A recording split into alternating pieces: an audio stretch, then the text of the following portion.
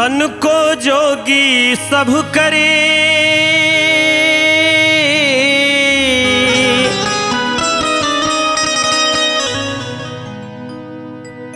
मन को बिरला को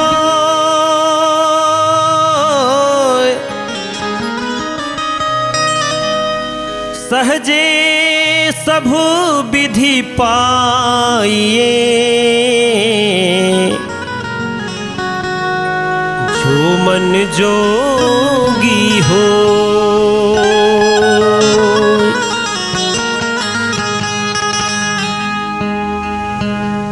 रे मन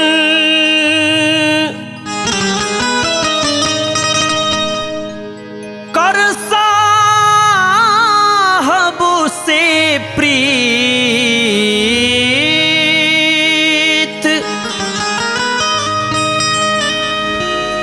कर साहब से प्रीत रे मन,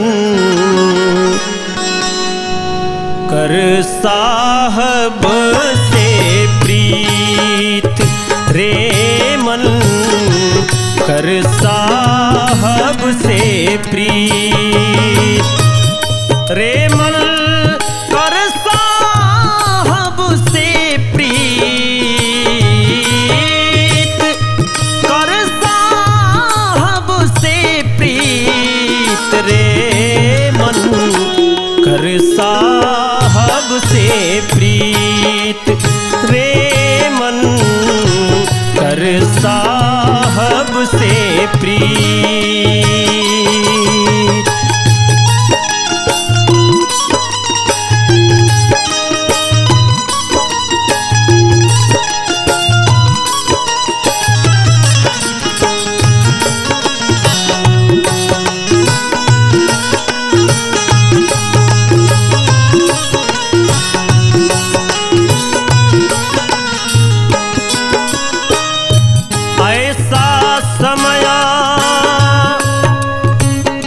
कबीरदास कहते हैं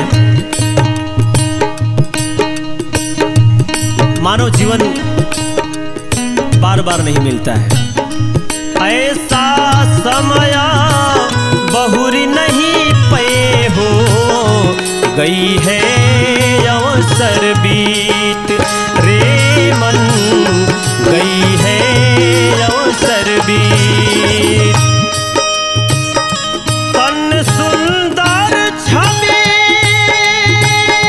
देखना भूलो,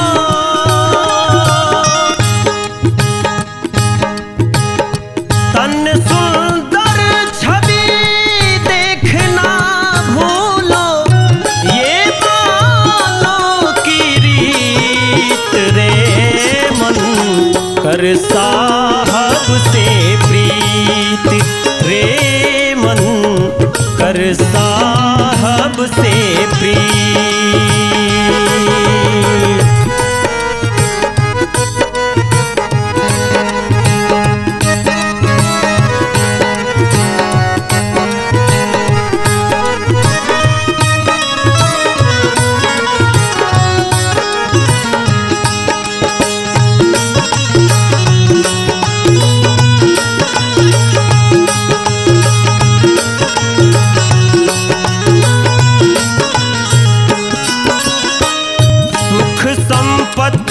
सपने की बतिया जैसे तृण प्रतीत रे मन, जैसे तृण प्रतीत।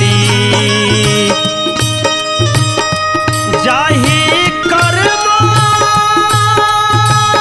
परम पद पावे, जाहि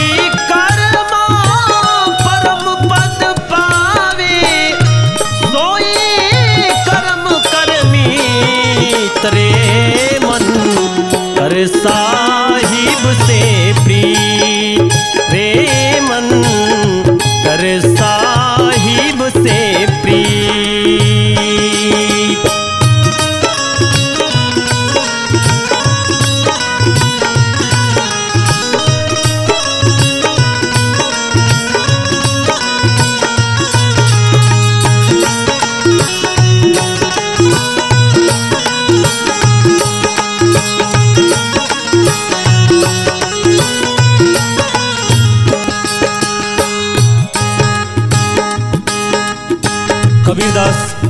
बताते हैं। शरण आए सो सब ही उगारे, यही साहिब की रीत रे मन, यही साहिब की रीत। कहत कबीर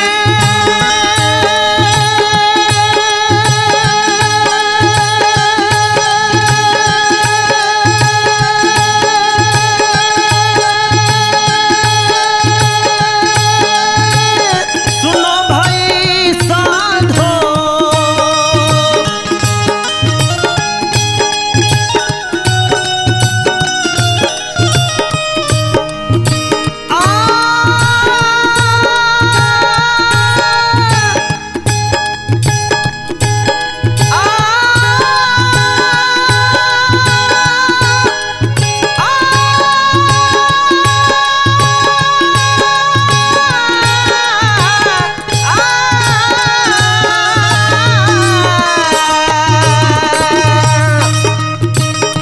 कहत कबीरा सुनो भाई साधो,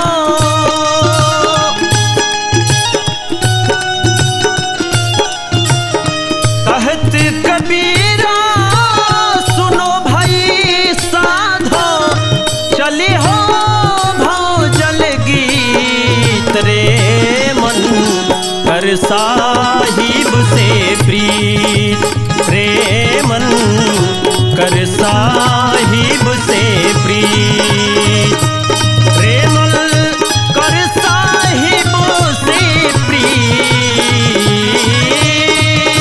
कर साहिब से प्रीत रे मन, कर साहिब से प्रीत रे मन, कर साहिब से प्रीत रे मन, कर साहिब से प्रीत।